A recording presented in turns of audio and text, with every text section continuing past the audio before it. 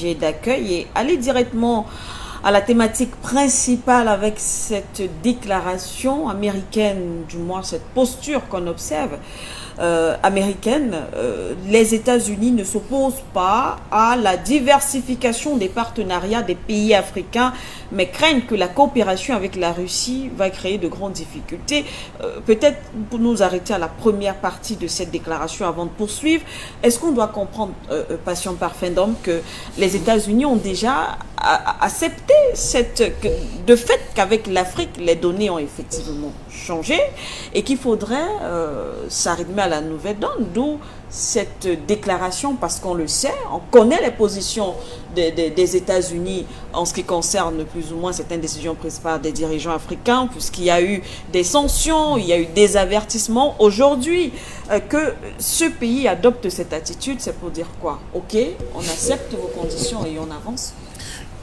Ok, j'accepte vos conditions, votre volonté de diversifier vos partenariats, oui. Mais je fais quand même shortlist des partenaires que je ne voudrais pas vous voir, n'est-ce pas? Alors, c'est quoi? C'est toujours cette incapacité des États-Unis de se départir de ce partenarialisme en politique parce qu'ils estiment que c'est eux qui dirigent le monde, qui sont l'hyperpuissance et que c'est elles qui doivent savoir ce qui est bien pour nous et ce qui n'est pas bien pour nous. C'est même un déni de notre souveraineté, de notre liberté, de notre indépendance. Et c'est très grave. Et je peux vous dire que cette déclaration qui semble convenir à ceux qui ne sont pas prudents pour bien analyser entre les lettres, entre les lignes, autant pour moi, elle est grave de conséquences. Il faut faire attention. Ça veut dire que les États-Unis sont en train de dire, nous revenons en Afrique. Oui. Nous vous donnons la possibilité de nouer des relations avec des pays qui sont nos amis. Okay. Mais si vous tentez de nouer des relations avec des pays qui sont nos ennemis, vous aurez créé une situation que vous ne pourrez pas supporter demain. C'est une menace ouverte de la part des États-Unis vis-à-vis des pays africains. Il ne faut pas se leurrer. Okay. Alors, mais pourquoi les États-Unis sont obligés d'hausser le ton aujourd'hui vis-à-vis des pays africains en ayant ce langage qui semble soft, mais qui en réalité, c'est comme une main de fer dans un gant de velours qui est en train d'arriver là? C'est parce que sur le plan international, les États-Unis sont en pleine décrépitude. Les États-Unis n'ont plus la superbe qu'ils avaient avant. Les États-Unis n'ont plus cette puissance qu'ils avaient avant, surtout depuis la chute du mur de Berlin, où ils pensaient qu'ils dominaient le monde de manière outrancière et que rien ne pouvait les résister. Il y a l'émergence de nouvelles réalités aujourd'hui qui font comprendre justement aux États-Unis que le monde ne peut pas être ce que les officines de Deep State américain et du monde anglo-saxon peuvent projeter en avant comme notre horizon indépassable. Il y a aujourd'hui des réalités qui leur échappent. La guerre en Ukraine montre que malgré la puissance américaine et tous les pays de l'OTAN réunis, il est difficile que de venir à bout, n'est-ce pas, de l'ours polaire sibérien qui est en train de marcher carrément sur toute cette organisation militaire qui la fonde. Ce n'est pas l'Ukraine qui est problème. D'abord, l'un des derniers bombardements, on vous avait appris qu'il y a plus de 60 soldats français qui ont été tués, n'est-ce pas, de la Légion étrangère. Ça veut dire que déguisés, n'est-ce pas, en supplétifs locaux, mais en réalité, les armées occidentales se battent en Ukraine. Il y a déjà ce point. Le deuxième point, c'est ce qui se passe au Proche-Orient. Vous savez, vous faites semblant de ne pas le voir. Ce qui se passe à Gaza depuis le 7 octobre est très grave. C'est-à-dire que les Américains se rendent compte que, sur le plan de renseignement, il y a quelque chose qui leur a échappé. Ouais. Parce qu'on parle beaucoup de Mossad, mais on oublie de dire que le premier responsable de ce qui s'est passé le 7 octobre, c'est la CIA, c'est le renseignement américain qui n'a pas vu venir. Okay. Mais surtout, que sur le plan tactique et stratégique, c'est-à-dire que la violence de la réponse israélienne font perdre sur le plan moral aux États-Unis, surtout parce que ce sont les bombes américaines qui sont en train de tuer les enfants à Gaza, font perdre sur le plan moral, je le disais, aux États-Unis, toute velléité de pouvoir se présenter en donnant des leçons, en gendarme du monde, en faisant de paix, en puissance qui en réalité est capable de protéger sur le plan international l'ensemble des peuples qui se battent pour leur liberté. Et il y a pire que cela. L'Iran rentre dans la danse tranquillement et à dose homéopathique. Elle frappe les bases arrières américaines en Irak et en Syrie. Attention. Jusqu'au Pakistan. Jusqu'au Pakistan. Ça semble anodin, mais ça commence à créer des problèmes. Le petit groupe Houthi, comme ils l'appellent eux-mêmes, les Houthis, ils sont en train de bloquer complètement 40% du commerce mondial aujourd'hui. Parce que là, ils sont en train de mettre un cadenas au niveau des toits de Bab el-Mandeb. Attention. Donc c'est un tout petit groupe, donc personne n'aurait pu imaginer qu'ils pouvaient avoir la capacité de le faire. Sur le plan économique, on voit ce qui se passe. Les Américains sont en perte de vitesse. Au point où c'est la Chine qui devient le faiseur de paix entre les ennemis d'hier comme l'Iran et l'Arabie Saoudite. Et où on voit encore la Chine se proposer d'ailleurs de ramener balle à terre entre l'Iran et le Pakistan. Où sont les États-Unis? Au niveau de l'Afrique, oui, qui était considéré comme le ventre mou de la géopolitique mondiale, on voit qu'au niveau de la bande sahélienne, c'est pas ça. Il n'y a pas que l'Algérie qui pose problème aujourd'hui. Il y a aussi ces pays de l'Alliance des États du Sahel, n'est-ce pas, avec l'accord du Tako-Gouma, qui sont en train de retourner complètement, c'est-à-dire que les fondamentaux de ce qu'ils appellent la stabilité au niveau du continent africain. Mieux encore, la République centrafricaine vous dit que, tel que c'est parti, moi j'ai besoin d'une base militaire russe chez moi.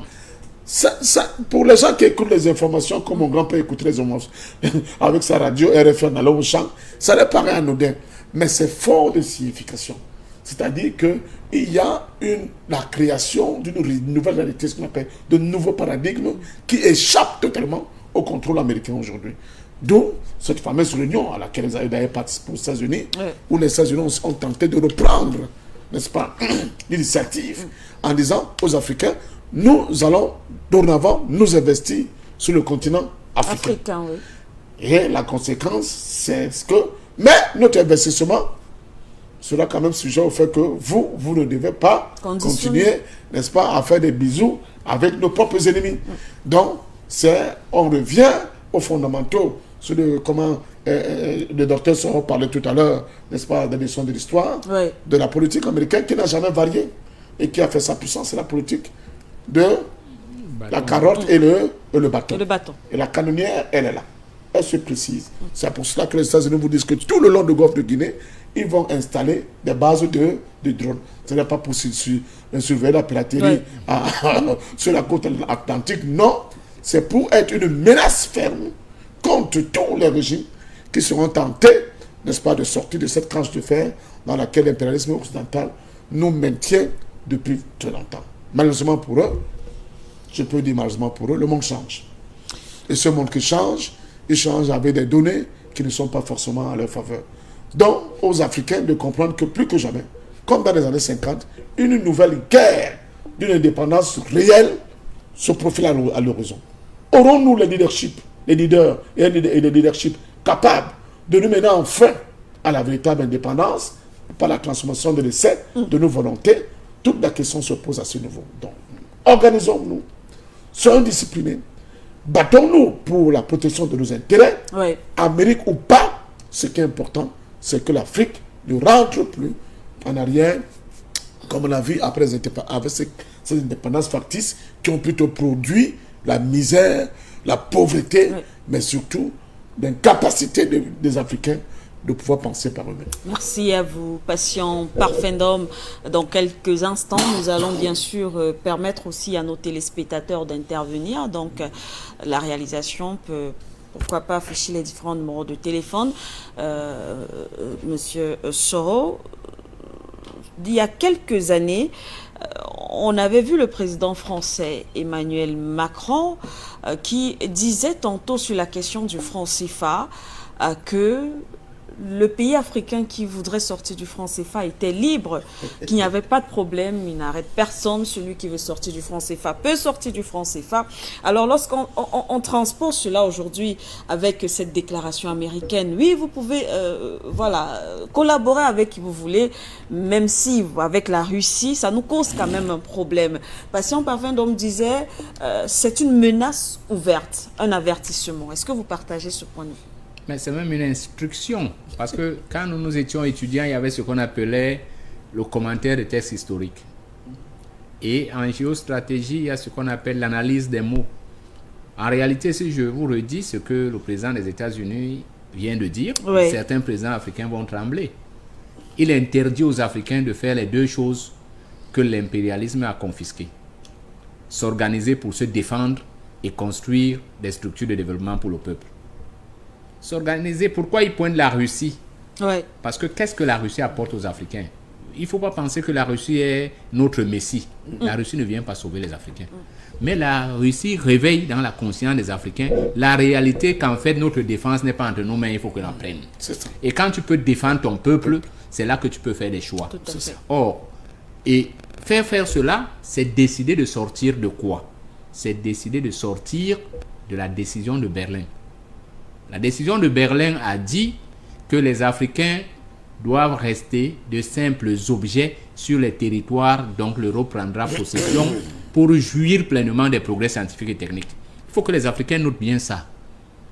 Il ne s'agit pas, même jusqu'à présent, pour un Européen, de dire que l'Afrique sera développée. C'est faux. Si l'Afrique est développée, ça veut dire que l'Afrique peut produire la nourriture, l'Afrique peut se défendre, mais l'Europe s'effondre.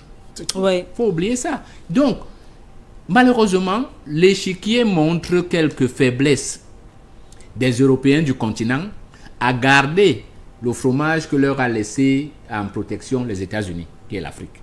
L'Amérique a eu l'impression que le fromage va leur échapper bientôt parce que la France, la Grande-Bretagne, l'Allemagne, la Belgique ne peuvent plus, malgré le fait qu'ils aient des hommes pour assurer les relais. Ils ont construit un discours derrière qui aussi perd parce que le discours là a d'abord des tendances religieuses. Or, vous allez remarquer qu'en Afrique, malgré la prééminence de cette religion judéo-chrétienne, il y a quand même de nouvelles dynamiques à l'intérieur qui poussent à l'émancipation. Ils poussent à l'émancipation. C'est-à-dire qu'il y a des pasteurs qui se réapproprient le christianisme et disent aux Africains, mettez vos travail. Il y a ces réseaux mafieux ésotériques qui n'ont rien, la franc-maçonnerie, la Rose-Croix, à travers lesquels on construit des discours et on fait croire aux Africains que dès qu'un Africain a réussi, c'est qu'il est dedans. Et on fait tout pour que ce ne soit que... Et ce qu'il faut démanteler, c'est-à-dire qu'il faut tout faire pour que ces gens n'existent plus. L'Amérique, ayant constaté leur recul, est en train de dire donc à ceux qui sont encore au pouvoir que, écoutez, on va bien essayer que pour que vous ayez des nouvelles voitures, des nouvelles maisons, vous appelez des gens pour vous les donner, mais vous n'allez jamais changer le pacte colonial. C'est ça qu'il faut dire. Deuxièmement, il leur dit que nous allons nous imposer dans le cadre de la charte de l'impérialisme, c'est-à-dire que seront des États que ceux qui marcheront comme on voudra. C'est pour ça qu'on va venir poser des bases. Maintenant, qu'est-ce que les Africains doivent comprendre et mettre en œuvre? Les Africains doivent tout de suite, et c'est pour ça que je m'adresse à ces chefs d'État qui sont là depuis et qui n'ont plus rien à perdre. C'est-à-dire quelqu'un comme le président Paul Biya ou bien Sassou Nguesso ou bien Nguema doivent prendre leur courage à deux mains pour construire les véritables armées. Il faut d'abord construire des armées parce que si vous ne pouvez pas vous défendre, en fait, vous ne pouvez rien faire. On va vous attaquer. Actuellement, on n'a pas d'armée. Nous avons les armées, c'est eux qui vendent les armes. Quand nous avons les armes, c'est eux qui continuent à donner les munitions. Vous pouvez défendre quoi avec ça? Or, la Russie vient dans la perspective de créer des industries, des complexes militaro-industriels en Afrique pour permettre à l'Afrique de s'émanciper. Et il faut qu'on saisisse cette balle au vol. Parce que la Russie ne va pas rester longtemps avec l'offre. Les Américains sont en train de négocier avec les Russes. Si vous observez ce qui se passe du côté de l'Ukraine, ils ont compris que même si eux-mêmes rentrent en guerre là, sauf à faire une guerre nucléaire, ne peuvent rien. Donc ils vont trouver une parade. Ils vont donner aux Russes une partie de l'Europe. Ils vont dire aux autres Européens, laissez, on ne peut plus rien, sinon on va perdre l'Afrique. Voilà l'enjeu. Et les Américains sont donc en train de dire aux Africains que quand on va faire ce deal, vraiment, ne laissez pas que des vrais patriotes prennent le pouvoir. C'est pour ça que moi, je m'adresse à la dynamique patriotique africaine. Le jeu n'est pas de discuter le fauteuil aujourd'hui. Le jeu de se créer un contexte tellement crispant qu'on ait l'obligation de nous asseoir pour mettre en place les conditions d'un véritable développement. Et ces conditions sont multiformes. Il faut qu'on comprenne qu'il faut d'abord enterrer le mensonge qui est en train de mourir. Parce que le monde vit sur un mensonge depuis des années, qui est biblique, qui est économique. On vous fait croire que oui, il y a un État qui a les plus intelligents du monde. Tout le monde disait que c'est les Juifs qui sont les plus riches du monde. Avec quoi? Si on additionne toutes les richesses des Juifs, la Chine les achète. C'est-à-dire on les met au marché, ils payent. Ceux qui sont présentés souvent comme riches là-bas, c'est des anciens bandits. C'est-à-dire que tout le monde sait que l'Europe fait leur traité avec le mafieux italien pour s'enrichir. On fait croire aux gens qui sont des super militaires. Le Hamas vient de montrer que ça n'existe pas. Tout à fait. Et là, ce que le Hamas a fait est très révélateur. Il vient de nous révéler ce que Cheikh Anta Diop disait dans Civilisation et Barbarie. Quels sont les vrais barbares? Ce n'est pas prendre cause pour les Palestiniens, mais c'est dire la vérité. L'Afrique, d'ailleurs, le sang de l'Africain doit commencer à avoir un prix. Il ne faut plus qu'un Africain meure et qu'on laisse cela passer. Et pour cela, il ne faut pas qu'un enfant meure quelque part et qu'on dise qu'un pays se défend. La cause première, c'est que Israël voulait faire le grand Israël. Et le Hamas, si le Hamas ne faisait pas le coup du 7, c'est que dans 10 ans, la Palestine n'existera plus, on en parlera plus. Donc, il faut que les Israéliens arrêtent. Il faut qu'ils disent à Benjamin Netanyahu qu'il n'est qu'un sioniste. Il n'est pas un homme d'État patriote. Il ne représente pas les véritables intérêts de tous les Israéliens. Israël peut vivre en paix avec un État palestinien. L'enjeu était ailleurs. L'enjeu, d'après la cartographie impérialiste, c'est que le 52e État américain qu'est Israël était le gendarme de l'Israël, de l'ensemble de l'Europe au Moyen et au Proche-Orient. Les cartes étant en train d'être réabattues, la Palestine qui se sentait oubliée a profité pour faire exploser cela. De l'autre côté, les Américains le disent parce qu'ils savent qu'ils ne peuvent plus se cacher. On les a vus dans le Grand Orient en Afghanistan. Ils ont fui. Donc, le discours des armes, la barbarie, ce que Cheikh Anta Diop a dit, la barbarie, c'est-à-dire la civilisation, le coderme, parce que les États-Unis, c'est l'Europe, les propriétaires de ce territoire ont été assassinés. Il ne faut pas qu'on pense qu'Américain veut dire habiter aux Andes. Non, c'est les Européens, les criminels européens qui sont allés créer des États là-bas. Et ils se sont alliés avec leurs frères d'Europe. Ils ont imposé donc l'esclavage au niveau planétaire, y compris aux États-Unis. Ces pays les plus riches du monde, on voit les gens vivre dans les trottoirs, manger les rats. C'est pas normal. Quand l'Afrique dirigeait le monde selon ses règles, il n'y avait pas de prison, il n'y avait pas la moitié de la population de certains pays en prison mangeant les cafards. Parce que nous, on avait d'autres paradigmes. Quand l'Afrique présentait la véritable religion, on n'avait pas les leaders religieux qui sont homosexuels ou bien pédophiles. Donc, tous ces mensonges-là qu'on a construits comme science sont d'abord en train de s'effriter et l'escalier aide lentement à la vérité d'être sur la table. Et ça, c'est en train de faire du mal. Les Américains, en sortant donc à travers leur vice-ministre, sont en train de dire aux Africains, balayez ça, nous sommes déjà là, pour qu'on n'aille pas jusqu'au bout du processus. C'est le deuxième élément. Les Américains veulent arrêter le processus de libération de l'Afrique et rester dans le statu quo. Et c'est pour cela qu'il faut que les Africains, il faut que les chefs d'État africains sur certaines questions planétaires arrêtent de rester silencieux. Ce que l'Afrique du Sud a fait n'était qu'un premier pas. Il faut qu'on dise à Israël que la barbarie ne résolvera pas le problème. C'est eux qui sont cause, c'est eux qui ont commencé à coloniser le territoire d'un autre pays. Donc la colonisation était un crime contre l'humanité. Il faut d'abord l'arrêter. Il ne faut pas poser un acte et commencer à critiquer les autres de s'être opposés. Donc, voilà le premier point. Il faut que les pays africains, tout en respectant les deux États, leur disent la vérité. Il faut parler de la vérité. Il faut dire aux États-Unis que la violence militaire ne va pas être la règle pour faire marcher la diplomatie. Le monde est suffisamment riche pour nourrir 10-12 milliards d'habitants. Puisque vous avez des gens qui sont dans le superflu, tout le monde le voit. Tout le monde le voit. Et donc, il faut qu'on change. Et ce discours, il y a une minorité qui est calfeutrée dans quelques murs et qui décide qu'il ne faut pas l'accepter. C'est contre cette minorité qu'on se bat, y compris dans ces pays. Quand vous regardez ce qui se passe en France, vous imaginez le désordre qui est en train d'être... La France est en train de disparaître parce qu'il y a une minorité qui refuse de partager la richesse nationale avec tout le monde. Et ils indiquent, entre guillemets, comme beaucoup émissaires, les immigrés africains, parce que quand c'est même les immigrés ukrainiens, il n'y a pas de problème.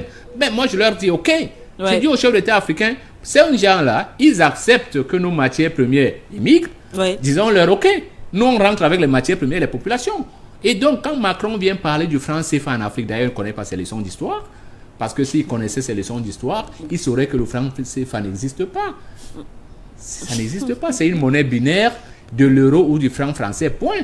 Puisque même en France, on ne le change pas au bureau de change. Oui, Ouais. ça Donc, c'est vrai. ça n'existe pas. Quelle est cette monnaie? C'est adossé sur quoi? Une monnaie a des critères. Une monnaie a des critères. Vous ne pouvez pas avoir votre monnaie et la banque d'émission est ailleurs. Ce n'est pas possible. Le franc CFA, c'est la monnaie française pour les pays qu'elle domine en Afrique. Et il faut que les Africains arrêtent ce jeu. J'ai vu des énormes intelligences continuer à essayer d'épiloguer si les Africains peuvent gérer ou non la monnaie. Mais je leur dis qu'on disait que les Africains ne peuvent pas gérer l'indépendance. On est indépendant depuis, rien n'a échoué. Personne n'est mort. Même le Pakistan, même l'Afghanistan qui est en guerre à la monnaie. Même la Somalie qui n'existe pas à la monnaie. Somaliland. Pourquoi des pays qui existent depuis 60 ans sont incapables d'avoir leur monnaie? Donc ça, c'est des questions qu'on va gérer quand on va décider. Mais il faut rappeler que les États-Unis se sentent menacés et les États-Unis viennent de déclarer la guerre aux Africains. Ce n'est pas une petite déclaration. C'est une mise en garde, une instruction ferme. Que si vous ne faites pas comme ça, on va déstabiliser tous vos pays. Et donc, il faut qu'on se prépare. Cette déstabilisation avait commencé. Boko Haram, ce n'est pas une création des Africains. Moi, j'ai des preuves. Les Français voulaient déstabiliser le Nigeria parce que le Nigeria était en train de prendre de l'ampleur autour de l'AEF et ça chassait la France. Donc, ils se sont dit, en occupant le Nigeria à faire la guerre, on va s'en sortir. Et certains chefs d'État africains ont joué le jeu. Oui, ça s'est retourné contre eux, mais ils ont joué le jeu. Maintenant, on en est là. Il faut qu'on fasse attention. Merci à vous, Dr Soro. Merci pour cette année. On va rappeler justement que toujours en ce qui concerne cette déclaration, les États-Unis, du moins Washington, a pris l'exemple sur le Mali en affirmant que la décision des autorités maliennes d'expulser les Français et d'inviter le groupe Wagner, entre guillemets, a entraîné une augmentation des victimes civiles et des attaques sécuritaire. Donc, ce n'est pas le modèle que les États-Unis souhaiteraient justement suivre. Patient parfait d'homme. L'AES, un véritable problème en tout cas pour les États-Unis. Écoutez, j'ai l'impression que quand les dirigeants américains s'expriment comme ça, ils ont l'impression que le monde, que les gens ne voient pas ce qu'ils font dans le monde. Oui. Ce sont ces mêmes Américains qui, avec un secrétaire d'État qui est venu de haut de la tribune de l'ONU avec une fiole, nous expliquant que Saddam Hussein détient des armes de destruction massive. Et pour cela, pour ce mensonge, bien que même leurs amis français, de Villepin leur avaient dit non, c'est pas vrai. Nous aussi, nous avons des agents de renseignement dans ce pays. Ce pays ne possède pas ces armes que vous dites. Ils ont déclenché une guerre qui a fait des millions de morts. Or, nous savons aujourd'hui que la raison fondamentale, ce n'était pas ça. C'était comment faire pour prendre possession d'énormes gisements de pétrole et de gaz de cette région. Nous avons vu quand même les Américains en Afghanistan. Tout à l'heure, le docteur Soro l'expliquait. Une guerre sans objectif visible, mais où sont repartis dans la culotte de la jambe. Nous voyons comment les Américains, sous le fallacieux prétexte de défendre un État dont les propres dirigeants estiment être le peuple élu, c'est incroyable, nous sommes des humains, détruisent des enfants, tuent des enfants, participent à un génocide. Donc si c'est ça, les leçons que les Américains, bien l'exemple que les Américains veulent donner aux Maliens, nous avons compris vos leçons, monsieur. Vous êtes des gens d'une barbarie extraordinaire. Ce qui intéresse les Américains, ce sont nos richesses. Comment faire pour continuer à avoir accès à nos richesses avec un franc symbolique? Et comment faire pour maintenir cet équilibre injuste, unique et inacceptable aujourd'hui de ce monde unipolaire avec un centre qui continue de s'enrichir et de profiter des richesses de la planète et avec une Afrique qu'on veut confiner dans ce qu'ils appellent la périphérie? Ça, ce n'est plus acceptable. Nous allons certes mourir, qui continue même de renforcer les capacités militaires de ces terroristes. Nous en viendrons à bout de par notre volonté. Il n'y a rien à faire. Il faut bien que les Américains le comprennent aujourd'hui. Et que le monde a changé. Le monde a surtout changé parce que sur le plan économique, tout à l'heure, on a abordé la question monétaire. Oui. On voit quand même que, aujourd'hui, pour financer son économie, on n'est pas obligé de se rabattre vers les institutions de Bretton De Woods, Bretton Woods, oui. vers les clubs de Paris, les clubs de Rome, tout le bazar. Il y a de nouveaux acteurs qui apportent du cash frais, qui font des choses dans notre continent et que ces choses-là sont visibles. Mais mieux encore, avec le processus de dédollarisation. Oui. Avec le fait que il ne se passe plus un seul mois sans qu'on vous dise qu'on vient de découvrir un nouveau filon d'or. C'est parce que l'or est en train de reprendre, les talons or va reprendre sa place, n'est-ce pas, dans la structuration des monnaies. L'Afrique a un boulevard ouvert pour la richesse. Donc nous serons capables de battre notre propre monnaie. Parce qu'elle sera adossée sur quelque chose de vrai. Et non sur ce faux papier de cette devise qu'on cherchait dans tout le monde entier pour acheter le pétrole, ce que j'appelle les énergies fossiles, depuis les accords de 1973, où les Américains nous ont imposé le pétrodollar. On voit aujourd'hui que tout ça tombe en lambeaux. Donc, les Américains sont dans une fuite en avant. Ils sont dans un déni de la réalité, de ce nouveau paradigme qui se crée. Et ils essaient de nous effrayer avec ce type de déclaration. Ils essaient de nous effrayer. Certes, je ne dis pas que notre choix de nous libérer, de nous réapproprier notre souveraineté, se fera comme un long fleuve tranquille. Non. Ouais. Avec des conséquences.